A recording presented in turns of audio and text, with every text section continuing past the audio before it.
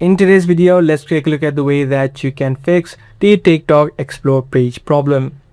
Now, the straightaway process of solving this issue is if you're not liking the content that you see inside of your TikTok account, then you can refresh your feed. You can easily do that from the profile section by heading over to this menu and then heading over to the settings and privacy.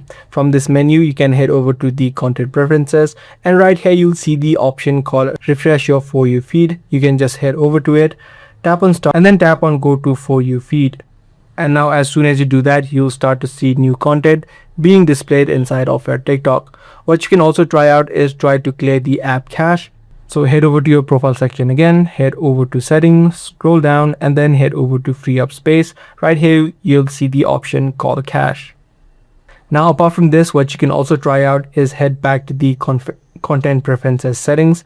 You do have the option of adding in some filter keywords, so the particular keywords or the content that you would not like to see inside of TikTok. So you can just tap on add keyword and then you can select the by default options, or you can also type it in. By following these simple steps, you should be able to fix the TikTok Explore page problem. If this guide video was helpful to you, do let us know by giving it a thumbs up. That's going to be all for this one. I'll see you in the next video.